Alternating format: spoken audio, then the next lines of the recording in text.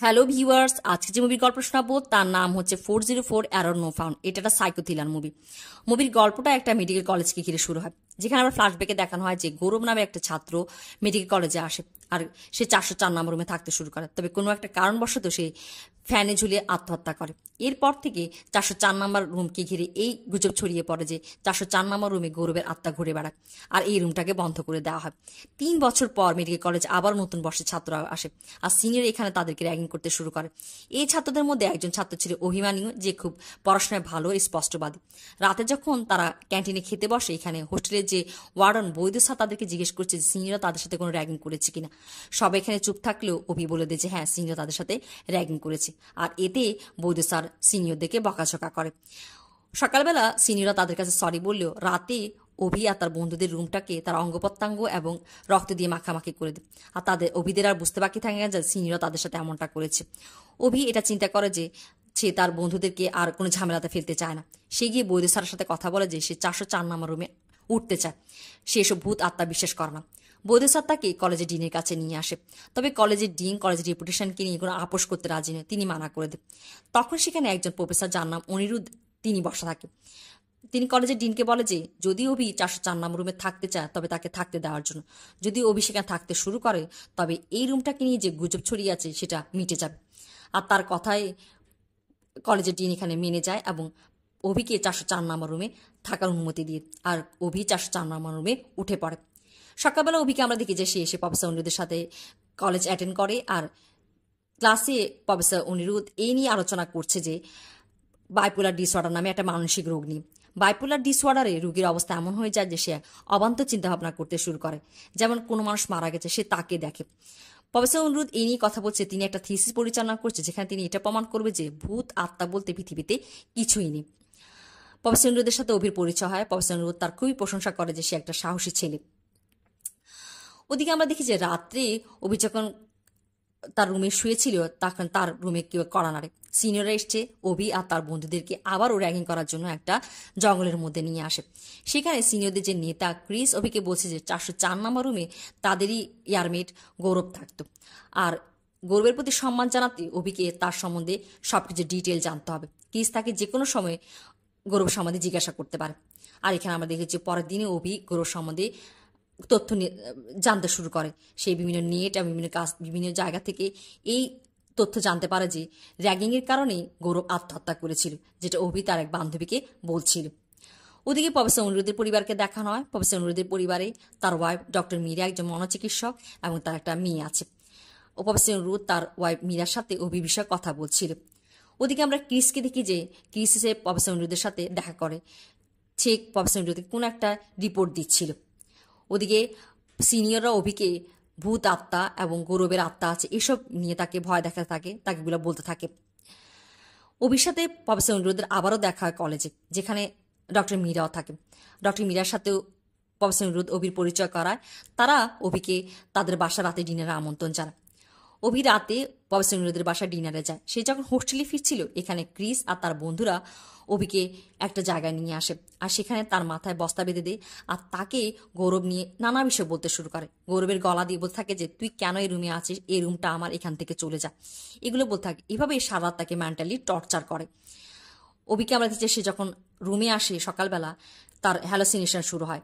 সে তার বন্ধু যখন তার কাছে একটা বই নিতে আসে, সে তার বন্ধুর মধ্যে গৌরবকে দেখতে শুরু করে। তবে কিছুক্ষণের মধ্যে তার হ্যালোসিনেশন কেটে যায় আর সে তার বন্ধুকে আবারও দেখতে পায়।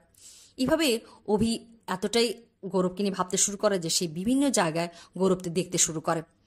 সে কলেজে ক্লাসে ঠিক করে অ্যাটেন্ড করে না। তার বন্ধুরা বুঝতে পারে যে র্যাগিংয়ের কারণে তার এই মানসিক অবস্থা হয়েছে। তারা ক্রিসের বিরুদ্ধে অভিযোগ করতে শুরু করে, তার বিরুদ্ধে প্রোটেস্ট করে। এখানে দেখেছি অভি গৌরবকে নিয়ে এতটাই অবসেসড হয়ে পড়েছে যে সে গৌরবের বাড়ি অব্দি চলে যায়। সেখানে গিয়ে সে এটা জানতে পারে যে গৌরবের মার মানসিক অবস্থাও খারাপ। তিনি এখন এটা বিশ্বাস করতে পারেননি যে গৌরব মারা গেছে। তিনি এটা বিশ্বাস করেন যে গৌরব এখনও মেডিকেল কলেজে পড়ে। আর অভিকে তিনি গৌরবের কিছু বইপত্র আর তার একটা ডায়েরি দিয়ে দেয় যে অভি তার রুমমেট। অভি গৌরবের সেই ডায়েরিটাই নিয়ে সেটা পড়তে শুরু করে। ওদিকে হোস্টেলে ওয়ার্ডেন অন্যরা বুঝতে পারে যে অভি গৌরবকে সব জায়গা থেকে এটা রাগিং কারণে তার এই মানসিক অবস্থা হয়েছে। অভি গিয়ে ডক্টর অনুরোধের সাথে দেখা করে। তিনি ডক্টর অনুরোধকে বলে যে প্রফেসর অনুরোধকে এই কথা বলে যে গৌরবের সাথে তার দেখা হয়। গৌরব তাকে এই কথা বলেছিল যে সে অনেক ড্রিম নিয়ে এই মেডিকেল কলেজে ভর্তি হয়েছিল, তবে র্যাগিংয়ের কারণে তার সমস্ত স্বপ্ন শেষ হয়ে যায়। সিনিয়ররা একদিন তাকে লাশ ঘরে বন্দি করে রাখে। সে এতটাই ডিপ্রেসড এবং মানুষের বিধ্বস্ত হয়ে পড়ে যে সে একাকিত্ব ভোগ করতে শুরু করে। একটা সময় আত্মহত্যার ডিসিশন নেয় এবং আত্মহত্যা করে ফেলে। তবে এটা তার জীবনের সবচেয়ে বড় ভুল ছিল। প্রফেসর অনুরোধ অভিকে বোঝায় যে এগুলো সবই অভির ভ্রান্ত ধারণা। ভূত আত্মা বলতে পৃথিবীতে কিছুই নেই। আর তিনি অভিকে কিছু ভৌতিক ক্লিপস দেখায় যে এই ভৌতিক ক্লিপসের মধ্যে যে অশরীর কিছু ছবি দেখা যাচ্ছে, এগুলোর ছবি ক্যামেরার কারসাজি। তবে অভিখানে চুপ করে থাকলেও সেটা মনে মনে বিশ্বাস করে যে গৌরবের আত্মা আছে আর তার সাথে গৌরবের আত্মার দেখা হয়। এখানে আমরা প্রফেসর অনুরোধকে দেখি যে তারও মানসিক অবস্থা খুব একটা ভালো নয়। তিনি রাতে যখন তার বাসায় কারেন্ট চলে যায়, সে এতটাই বিচলিত হয়ে পড়ে যে তিনি তার ওয়াইফ মীরা এবং তার সন্তানকে বকতে শুরু করে। ওদিকে অভিকে সবাই দেখে যে অভি নিজে নিজে কলেজে বিভিন্ন জায়গায় একাকি বসে কথা বলতে থাকে। প্রফেসর অনুরোধ একদিন হঠাৎ করে তার মাকে দেখে আর ভয় পেয়ে যায়। এখানে এমনটা বিষয় হয় যে প্রফেসর অনুরোধের মা যখন মারা যায় তখন তিনি এটা কোনোভাবে বিশ্বাস করতে পারছিলেন না যে তার মা মারা গেছে। তিনি সব জায়গায় তার মাকে দেখতেন। তিনি বাইপোলার ডিসঅর্ডারের শিকার হয়ে যায়। আর এখানে আমরা দেখি যে তবে সময়ের সাথে সাথে তিনি আস্তে আস্তে এই রোগ থেকে সেরে ওঠে। তবে প্রশ্ন থেকে যায় যে প্রফেসর অনুরোধ কি বাইপোলার ডিসঅর্ডার রোগ থেকে সেরে উঠেছিলেন কিনা। প্রফেসর অনুরোধ এই নিয়ে খুব টেনশিত যে অভিরও এই রোগটা হয়ে গেছে কিনা। সে গৌরবকে সব জায়গায় দেখছে। ডক্টর মীরাকে তিনি এটা বলতে ডক্টর মীরা তাকে আশ্বাস দেয় যে তিনি অভির সাথে কথা বলবে, এই নিয়ে বিষয়টা আলোচনা করবে। ওদিকে আমরা কিস আর তার বন্ধুদেরকে দেখি যে তারা এই নিয়ে দুঃখ প্রকাশ করছে, তাদের জন্যই অভির এই মানসিক অবস্থা হয়েছে। মুভিতে টুইস্ট আসে যখন, যেখানে আমরা দেখি যে ডক্টর মীরা ক্রিসকে ডেকে পাঠায় আর তার কাছ থেকে এটা স্বীকার করে নিয়ে যে ক্রিস প্রফেসর অনিরুদ্ধকে সাহায্য করছে। কি বিষয় সাহায্য করছে? প্রফেসর অনিরুদ্ধ যে কিনা এই নিয়ে থিসিস করছে যে পৃথিবীতে ভূত আত্মা বলতে কিছু নেই, আর এই বিষয়ে এক্সপেরিমেন্ট করার জন্য তার একজন মানুষের দরকার ছিল। আর যখনই অভি 404 নম্বর রুমে থাকতে শুরু করে, তিনি অভিকে টার্গেট করে আর ক্রিসের হাতে অভিকে গৌরবের বিষয়ে ভয় দেখাতে শুরু করে সিনিয়রদেরকে দিয়ে। আর অভির মনে গৌরবের ভয় এতটাই বসে যায় যে সে সব জায়গায় গৌরবকে দেখতে শুরু করে। আর তিনি তার এক্সপেরিমেন্টের জন্য অভির হাতে এবার এটা মানাবে যে অভির মানসিক অবস্থার কারণে সে গৌরবকে সব জায়গায় দেখে। আর যখন অভি এটা মেনে নেবে তখনই তার এক্সপেরিমেন্ট সফল হবে। আর এটা জানার পর ডক্টর মীরার কাছে খুবই খারাপ লাগে। ডক্টর মীরা গিয়ে তার হাজবেন্ড অনিরুদ্ধের সাথে কথা বলে আর তাকে বকাঝকা করে, তাকে এই নিয়ে রাগ করে যে কেন সে তার এক্সপেরিমেন্টের জন্য একটা ছেলে জীবন নিয়ে খেলা করছে। তবে ডক্টর অনিরুদ্ধের এই নিয়ে কোনো মাথা ব্যথা নেই, তিনি চুপ করে থাকে। ওদিকে আমরা পরের সিনেতে দেখছি যে ডক্টর মীরা কলেজে এসছে আর প্রফেসর অনিরুদ্ধকে খুঁজে বেড়াচ্ছে। তিনি খুব বিচলিত, সবাইকে বলছে যে প্রফেসর অনিরুদ্ধ যে বাইপোলার ডিসঅর্ডার হয়েছিল আগে, সেটা আসলে তার ভালোই হয়নি, বরঞ্চ তিনি মেনিয়ে স্টেজে চলে গেছে। এখন তিনি এমন কিছু করতে পারে যেটা সবার জন্যই খারাপ হবে। ওদিকে আমরা দেখি যে প্রফেসর অনিরুদ্ধকে অভির সাথে একটা হল রুমে, যেখানে তিনি অভিকে সবকিছু খুলে বলছে যে তিনি তার এক্সপেরিমেন্টের জন্য কিভাবে অভিকে ব্যবহার করেছে। আর তিনি অভিকে বলছে যে ভূত আত্মা বলতে কিছুই নেই। আর তিনি অভিকে কিছু প্রমাণও দেখান। তিনি অভিকে দেখান যে অভি যে বলে যে সে গৌরবের সাথে কথা বলে, আসলে সে গৌরবের সাথে কথা বলে না। গৌরবের যে ডায়েরি সে পড়েছে সেখানে গৌরব তার সম্বন্ধে সবকিছু লিখেছিল, সেজন্যই সে গৌরব সম্বন্ধে এত কিছু বলতে পারে।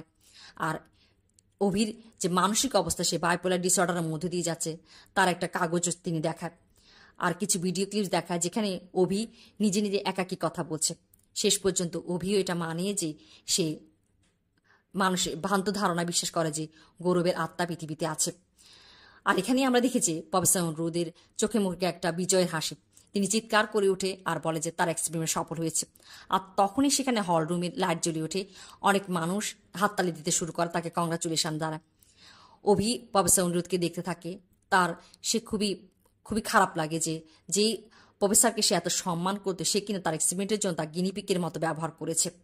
ওদিকে আমরা দেখি যে ডক্টর মীরা আর বৌদি স্যার এগুলো সবকিছু দেখছিল। পরের দৃশ্যে প্রফেসর অনিরুদ্ধকে আমরা দেখি যে গিয়ে অভির সাথে কথা বলছে। তিনি অভিকে বলছে যে অভির সাথে তিনি যে এক্সপেরিমেন্টটা করেছে তার পদ্ধতিটা যে ভুল ছিল, তবে মানুষের বৃহত্তর কল্যাণের জন্যই তিনি এই এক্সপেরিমেন্টটা করেছে, এতে মানুষের কল্যাণ হবে। আর অভি যে মেন্টাল ড্যামেজ হয়েছে তিনি বিশ্বাস করেন যে অভি নিজেকে সারিয়ে তুলবে। এখানে অভি বলে যে তিনি প্রফেসর অনিরুদ্ধকে এখনো ভুল প্রমাণিত করবে, এই বলে তিনি প্রফেসর অনিরুদ্ধকে 404 নম্বর রুমে কাছে নিয়ে যায় আর বলে যে দরজা খোলার জন্য। যখনই প্রফেসর অনিরুদ্ধ 404 নম্বর দরজাটা খুলে তিনি দেখে যে ফ্যানে অভির লাশ ঝুলছে। আর তিনি ভয় পেয়ে যায়, পাগলের মতো পলাপ বকতে শুরু করে, না এটা হতে পারে না, কেন তার সামনে অভি দাঁড়িয়ে আছে।